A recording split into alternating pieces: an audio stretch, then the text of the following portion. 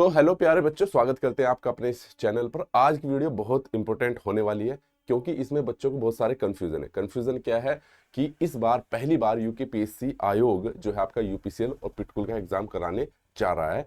एक आरटीआई में अधियाचन भेजा गया है आयोग को, ठीक है। तो उससे जानकारी मिली है, तो यानी कि इस हिसाब से लग रहा है कि आपका यूकेपीएससी जो आयोग है वो इसका एग्जाम कराएगा। अब प्रॉब्लम क्या है? प्रॉब्लम ये है कि भाई आयोग के अपने स्टैंडर्ड है, उसके एग्जाम का एक पर्टिकुलर फॉर्मेट है, ठीक है। तो जो आप देते आ रहे हो 2013 में हो या फिर ये 21 वाला एग्जाम हो, ठीक है, सब में उनके फिक्स पैटर्न है। हिंदी आता है, इंग्लिश आता है, फिर 180 के दो इलेक्ट्रिकल के पेपर होते हैं। लेकिन अगर हम यूपीसीएल और पिटकुल की बात करें तो वहां पर अगर मैं पुरानी भर्ती पे जाऊं 2011 के आसपास की, तो 176 नंबर का आता था, जिसमें आपके पास टेक्निकल नॉन टेक्निकल दोनों रहता था। फिर 16 में भर्ती आई, उसमें देखा जाए तो उसमें केवल प्योर टेक्निकल ही था, ठीक है। उसके बाद आपके पास क्या बोलते हैं, अब ये आयोग को जा रहा है। कहने का मतलब हम ये फिक्स नहीं कह सकते कि इतिहास देखते हुए कि इस बार सिलेबस क्या होगा और अगली बार क्या होगा यूपीसीएल और पिटकुल के रिगार्डिंग, क्योंकि हर बार कंपनियां उसकी चेंज हुई है एग्जाम कराने के टाइम पे। पिछली बार यूके ट्रिपल एससी ने कराया था और उससे पिछली बार आपके पास एक प्राइवेट कंपनी ने कराया था। इस बार ये हरिद्वार वाले उसको जा रहा है, जो आयोग है आपके पास यूकेपीएससी आयोग, जिसको आप जानते हो। तो अब देखो भाई, मैं ये चीजें बता रहा हूं सिर्फ इस आधार पर कि आयोग का इतिहास में बिहेवियर किस तरीके का रहा है अपने एग्जाम को लेकर, ठीक है। उस आधार पर ही मैं बात करूंगा। बाकी सारी कंप्लीट जानकारी जो है आपकी आपको नोटिफिकेशन आने पर ही मिलेगी। फिर भी अगर आपको कोई कंफ्यूजन हो तो आप नीचे कमेंट कर सकते हैं। और साथ में मैंने इसीलिए एक चैनल बनाया है, आपका व्हाट्सएप ग्रुप, जिसमें आप अपनी प्रॉब्लम रख सकते हो, क्योंकि यहाँ पर बहुत सारे जो सवाल है पैदा होंगे अब, क्योंकि काफी बच्चे इलेक्ट्रिकल के हैं, काफी इलेक्ट्रॉनिक्स के। पहले इलेक्ट्रिकल इलेक्ट्रॉनिक्स का एक पेपर होता था, ठीक है, और एक ही पेपर होता था पहले। पहले की बात करूं तो अगर मैं 2011-12 की भर्ती के आसपास की, 16 में एक इलेक्ट्रॉनिक्स वाला इलेक्ट्रिकल का पेपर दे सकता था, ठीक है। और मतलब वो 5 ब्रांच का पेपर आता था, उसमें से आप जिसमें आप अच्छा महसूस करें, जिसमें कंफर्टेबल महसूस करें, उसका पेपर दे सकते थे।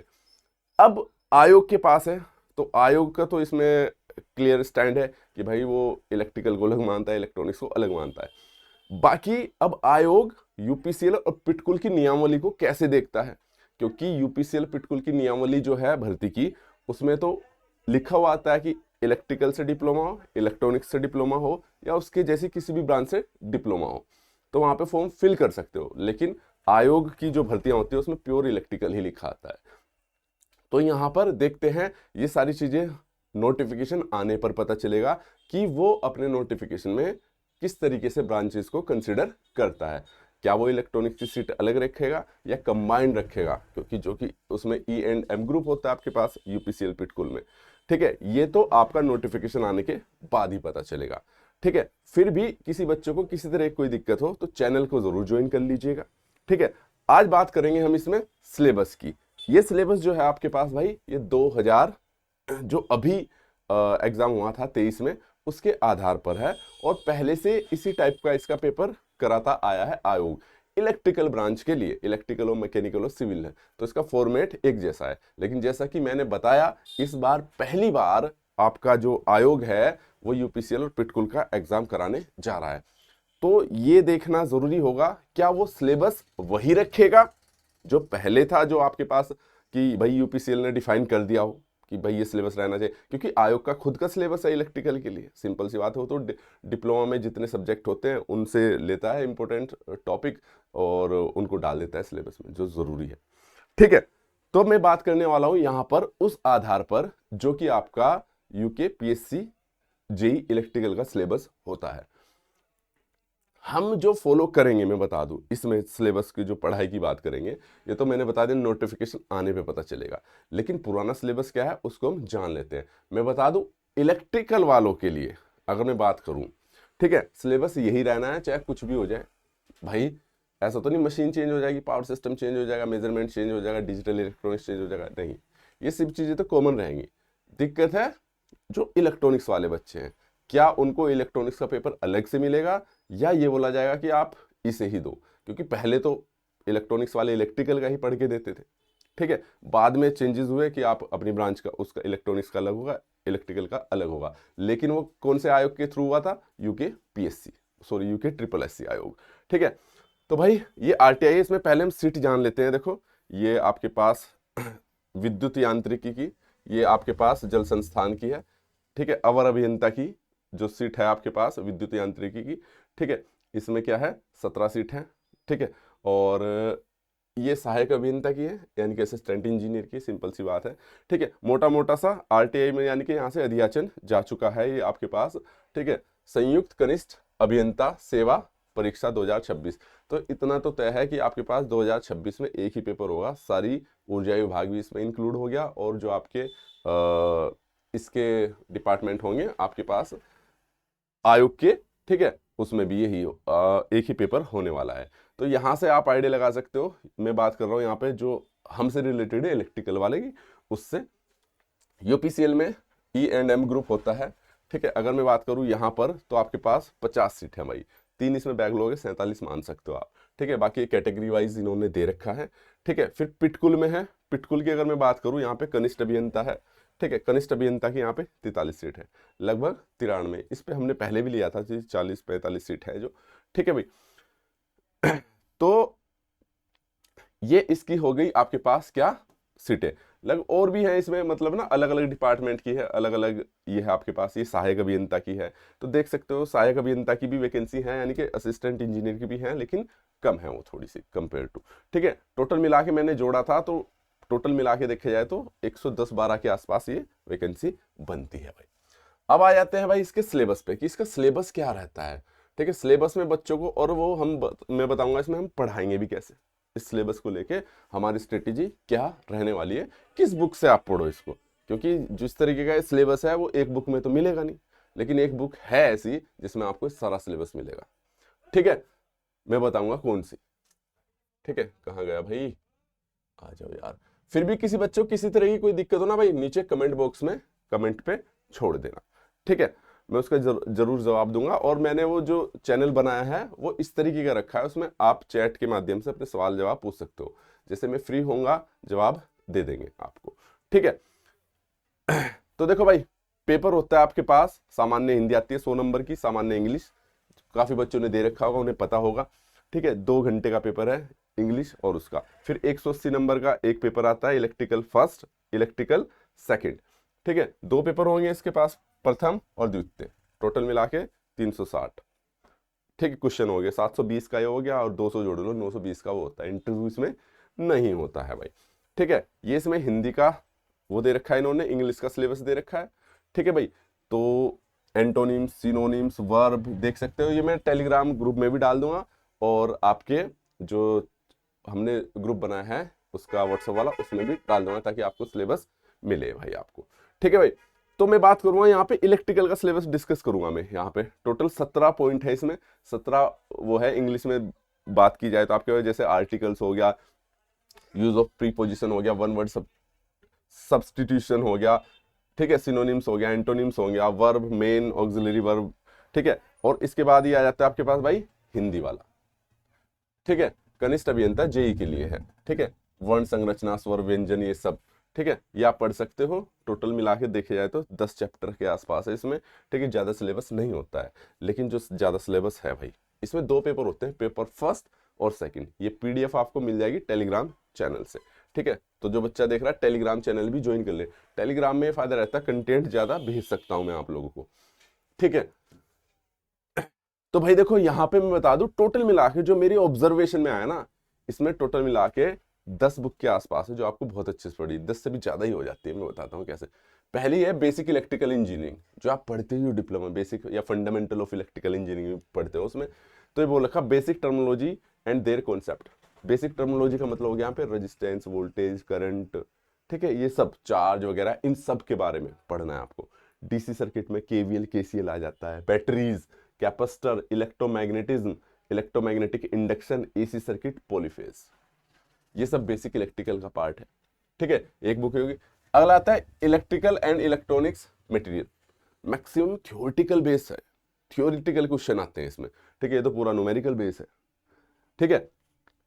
तो दूसरा हो गया आपके पास इलेक्ट्रिकल एंड इलेक्ट्रॉनिक मटेरियल्स। इसमें हम पढ़ते हैं भाई कि मटेरियल्स के बारे में, इलेक्ट्रिकल के मटेरियल्स कौन से अच्छे हैं, कहाँ पे किसका यूज है, इलेक्ट्रॉनिक्स मटेरियल्स भी पढ़ते हैं। इसमें ज़्यादातर थ्योरी वाले क्वेश्चंस आते हैं भाई, ठीक है। फिर आता है आपके पास इलेक्ट्रॉनिक्स फर्स्ट, इसमें पढ़ते हो आप सेमीकंडक्टर डायोड, ठीक है। तो इसके लिए आपको सेमीकंडक्टर पढ़ने पड़ेंगे, तभी डायोड सीखोगे, सिंपल सी बात है भाई।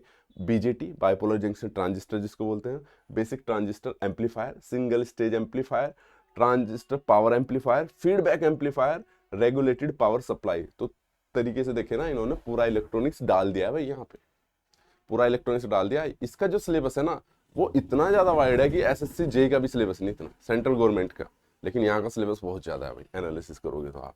फिर इलेक्ट्रिकल मशीन है, ठीक है, generalise treatment, DC machine, transformer, AC generator, alternator, voltage regulator, ठीक है। फिर इसका ये पार्ट भी है, ये मैंने सिलेबस वहीं से लिया है जो इन्होंने आयोग में दे रखा है, पिछले एग्जाम पे था, उसके आधार पे बात कर रहे हैं, ठीक है। बाकी अब अगर यूपीसीएल पिटकुल अपनी तरफ से बोले नहीं भाई सिलेबस वो नहीं रखना, सिलेबस वो रखना जो हम दे रहे हैं, हालांकि इतनी सिरदर्दी कोई लेता नहीं भाई डिपार्टमेंट में, सरकारी विभाग वाले कहते यार इलेक्ट्रिकल का पेपर कराना है, जो करना है करो, बना दो।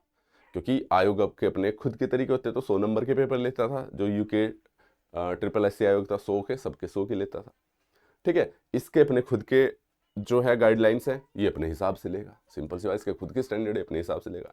कोई कंपनी है या स्पेशल ही मेंशन करे तो बात दूसरी, लेकिन जहां तक मेरा ख्याल है पेपर बिल्कुल सेम इसी पैटर्न का आएगा जैसा कि आयोग लेता आया है, ठीक है।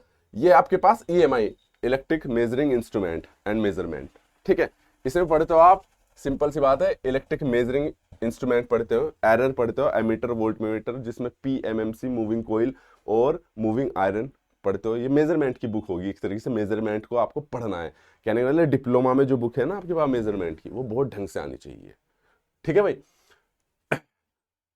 Power plant engineering, power plant engineering में सिंपल सी बात है, जनरेशन पढ़ते हो बेसिकली, आपकी इलेक्ट्रिसिटी जनरेट कैसे होती है, पावर सिस्टम जिसको बोलते हैं आप, जनरेशन, ठीक है। तो थर्मल पावर प्लांट हो गए, हाइड्रो पावर प्लांट हो गए, न्यूक्लियर पावर प्लांट हो गए, डीजल, ठीक है, गैस टर्बाइन, ठीक है, इनका वर्किंग, ठीक है, इनमें कौन से इक्विपमेंट लगते हैं, किस तरीके से इनका डेवलपमेंट हुआ है, ये नई चीज़ है। रिसेंट डेवलपमेंट, रिसेंट डेवलपमेंट का मतलब ये हो गया आपके पास कि रिसेंटली सिनेरियो क्या है आपके पास, यानी कि अपडेट होना पड़ेगा। जो आप 1950 की किताब पढ़ रहे हो ना, बहुत सारा डाटा भी बिल्कुल फेडअप हो गया, फेडअप का मतलब समझ लो एक तरीके से पुराना हो गया है, लेटेस्ट चीजें पढ़नी पड़ेंगी आपको, ठीक है।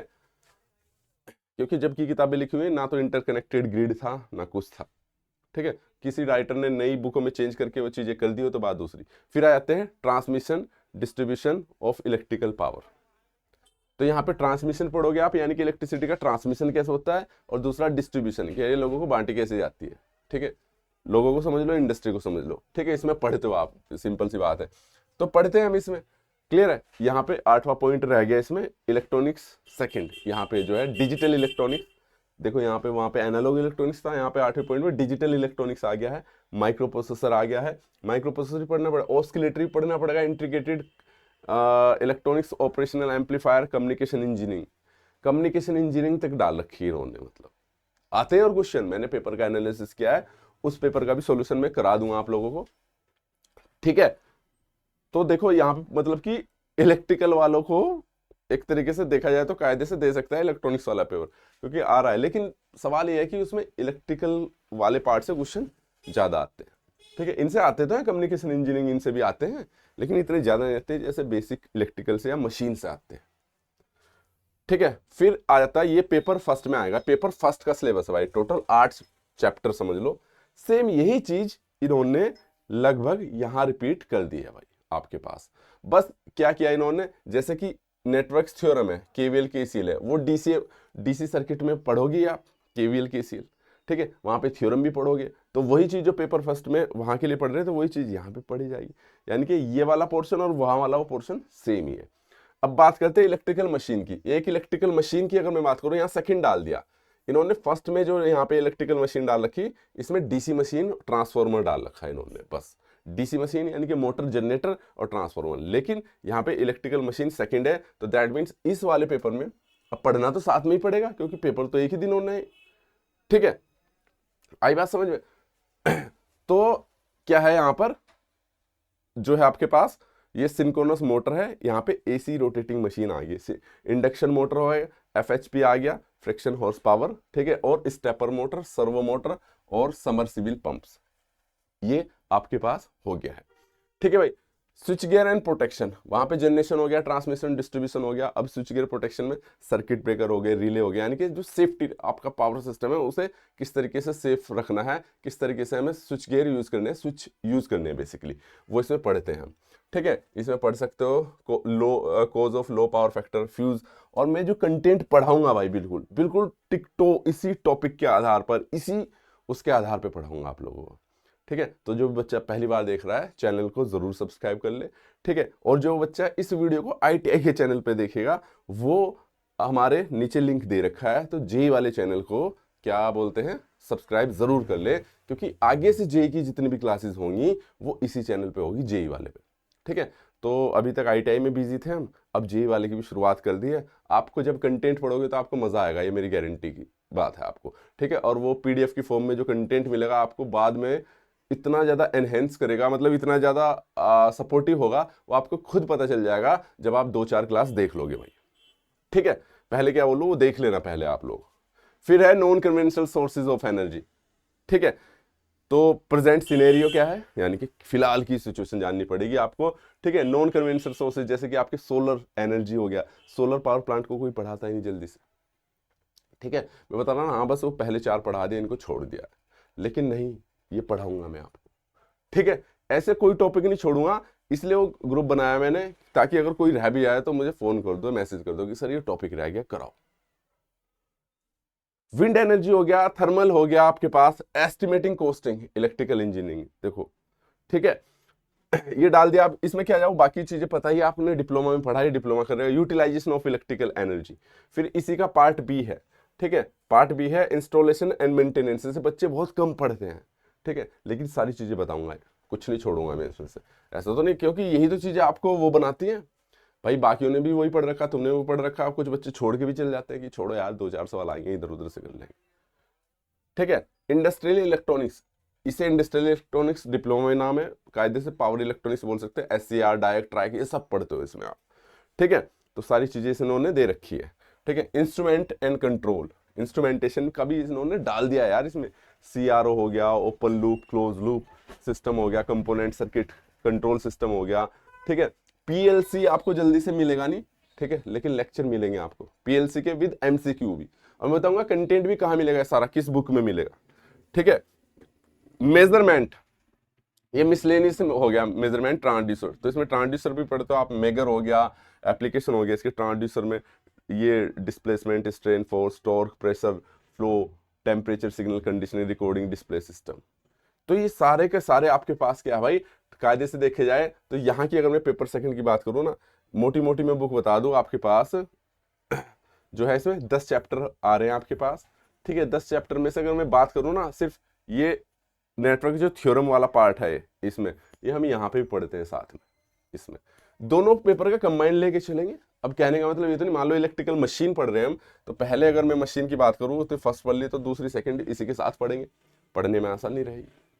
ठीक है, तो भाई अब जो पॉइंट आता है आपके पास, ठीक है, ये हमारा टेलीग्राम लिंक है, ये चैनल का लिंक है, ये व्हाट्सएप लिंक है, कॉन्टैक्ट नंबर है, और ये हमारे जो UKPSC में फर्स्ट रैंक आई थी स्टूडेंट, ठीक है, उनकी एडवर्टीजमेंट है, सिंपल सी बात है, करते हैं यार, हर कोई करता है, हम भी करते हैं, रोजी रोटी उसी से चलती है भाई।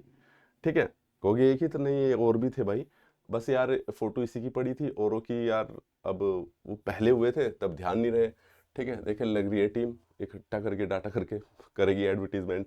ठीक है, तो जो बच्चा पहली बार देख रहा है चैनल को जरूर सब्सक्राइब कर ले, लिंक सारे दे रखे हैं मैंने, और नीचे आपको वीडियो के कैप्शन में भी चीजें मिल जाएगी, वहां पर भी आपको चीजें पता चल जाएगी। ठीक है, बुक, मैं बुक का बता दूं, बुक पे आता हूं। बुक जो है इसी कंटेंट के आधार पे आपको बुक मेरी ही मिल जाएगी आपको। ठीक है, बना रखा है जेई का, बस क्या बोलते हैं, एप्लीकेशन, अभी एप्लीकेशन पे काम चल रहा है, जल्द ही मैं आपको वो एप्लीकेशन का लिंक भी दे दूंगा। मैं ITI के चैनल पे भी कोर्स को और बुक को रख सकता था, लेकिन बस बात वही है कि वहाँ पे ITI का ही रखना चाहते हैं, क्योंकि मैशअप ना हो ना, खिचड़ी सी पक जाती है बस। ठीक है। तो इसलिए हमने प्लान किया है कि जेई का जो चैनल है वो बिल्कुल सेपरेट रखेंगे और इसमें पूरा जेई ही पढ़ाएंगे बस, ठीक है। और इसी सिलेबस के आधार के आपको बुक का लिंक मिल जाएगा भाई।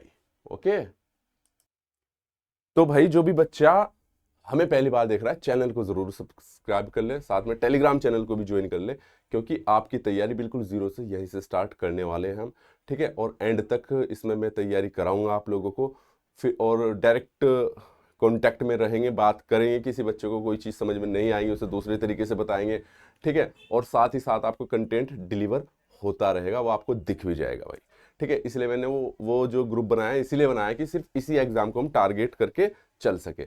और भर्ती की रही बात ये कि भाई आएगी कब, 1-2 महीने में नोटिफिकेशन आ जाएगा, लेकिन सिलेबस इतना है ये कि आप ये नहीं सोच सकते कि जब भर्ती आएगी तभी पढ़ेंगे, हो नहीं पाएगा बेटा, सच बता रहा हूँ मैं, हो नहीं पाएगा। इसके लिए आपको अभी से लगना पड़ेगा, तभी काम हो पाएगा। मैंने बताया एसएससी से भी ज्यादा, आप देखो यार कितना सिलेबस है, पूरी इलेक्ट्रिकल तो है, साथ में एनालॉग इलेक्ट्रॉनिक्स भी है, डिजिटल इलेक्ट्रॉनिक्स भी है, पावर इलेक्ट्रॉनिक्स भी है, माइक्रो प्रोसेसर भी हो, कम्युनिकेशन सिस्टम भी है, इंस्ट्रूमेंटेशन भी है, पीएलसी भी है। मतलब आप सिलेबस देखो, पूरा इलेक्ट्रॉनिक्स का भी डाल रखा है इन्होंने, ठीक है। अब बाकी की चीजें देखो, मैं वक्त के हिसाब से आपको गाइड करता रहूंगा, और ये सब चीजें हमें देखनी पड़ेगी कि इस बार की वैकेंसी में यूपीसीएल पिटकुल में इलेक्ट्रॉनिक्स वाले एलिजिबल होते थे, तो ऐसा हो सकता है कि इलेक्ट्रॉनिक्स वालों का आधा पार्ट आए, इलेक्ट्रिकल वालों का भी आधा पार्ट आए, ऐसा भी हो सकता है ना। पेपर का फॉर्मेट बदल सकता है आयोग सिचुएशन और कंडीशन को देख के, ठीक है। बाकी वो चीजें हम तभी डिसाइड करेंगे, लेकिन मैं बता दूं जो मोटा मोटा है, चाहे इलेक्ट्रिकल के हो चाहे इलेक्ट्रॉनिक्स के हो, कुछ चीजें तो आपको हर हाल में पढ़नी पड़ेगी भाई। क्या पढ़नी पड़ेगी? अगर आप इलेक्ट्रिकल के हो तो सिंपल सी बात है, बेसिक इलेक्ट्रिकल तो पढ़ना पड़ेगा, मशीन तो पढ़ना पड़ेगा, पावर सिस्टम पढ़ना पड़ेगा, मेजरमेंट पढ़ना पड़ेगा, यूटिलाइजेशन पढ़ना ही पड़ेगा, डिजिटल इलेक्ट्रॉनिक्स ही पढ़ना पड़ेगा, एनालॉग इलेक्ट्रॉनिक्स ही पढ़ना पड़ेगा, चाहे आप इलेक्ट्रिकल के हो चाहे इलेक्ट्रॉनिक्स के हो, ठीक है। इलेक्ट्रॉनिक्स वालों के लिए अगर बाद में रियायतें दी गई, नहीं इलेक्ट्रॉनिक्स वालों के लिए अलग सिलेबस है, तो बात दूसरी हो सकती है, ठीक है। तो वो हम तभी चर्चा करेंगे उस पर जब नोटिफिकेशन आ जाएगा, क्योंकि बहुत सारे सवाल पैदा होंगे, उनके जवाब आयोग से भी मांगे जाएंगे, अभी वो भी फंसेंगे इस पेज में, क्योंकि काफी सारे बच्चे उन्हें मेल भी करेंगे, मैसेज भी करेंगे, ठीक है। तो जो भी चीजें प्रोसेस में रहेंगी, आगे फ्यूचर में प्रोसेस होती रहेगी, वो मैं आपके साथ डिस्कस करता रहूंगा। और आप लोगों को किसी प्रकार की दिक्कत होगी तो आप मुझे मैसेज कर सकते हैं कि सर हम इस पे वीडियोस चाहते हैं, इस पे कंटेंट चाहते हैं, या इस पे सबसे पहले आप यूट्यूब पे पढ़ाए हमें, ठीक है। तो मैं बनाऊंगा वीडियोस में, कोई दिक्कत नहीं है, ये तो सारा कराऊंगा। लेकिन बहुत सी बार ऐसा ना, कुछ बच्चे पुराने बच्चे हैं भाई, तैयारी कर ही रहे हैं कि उनकी तो बेसिक बिल्कुल उन्होंने तो पढ़ ही रखा है, पढ़ने का मन ही नहीं है बेसिक, ऐसे बहुत सारे बच्चों को जानता हूँ काफी तैयारी कर रहे हैं जो, ठीक है। लेकिन उन्होंने क्या है, बहुत सारी चीजें छोड़ दी, जैसे पीएलसी छोड़ दिया है, ठीक है, और भी बहुत सारी चीजें छोड़ रखी है, इंस्ट्रूमेंट कंट्रोल छोड़ रखा, सीआरओ छोड़ रखा है, ठीक है। तो कहने का मतलब ये है कि जब जैसी आपकी सिचुएशन, जैसी जरूरत पड़ेगी आपको, ये तो हम लेके चलेंगे ही, लेकिन फिर भी मुझे लगेगा कि इसमें कुछ एक्स्ट्रा ऐड और करना चाहिए, ठीक है, आपके एनहेंसमेंट के लिए, आपकी अच्छी तैयारी के लिए, तो मैं डेफिनेटली करूँगा। तो चलिए भाई, जो बच्चा भी देख रहा है चैनल को जरूर सब्सक्राइब कर ले, ठीक है, और अपने साथियों को जरूर शेयर करना, ज़्यादा से ज़्यादा बच्चों को जोड़िए। अगर कोई प्रॉब्लम होती है, ठीक है, तो उसमें साथ में मिलकर ज़रूर सॉल्व करेंगे। Thank you so much, all the very best.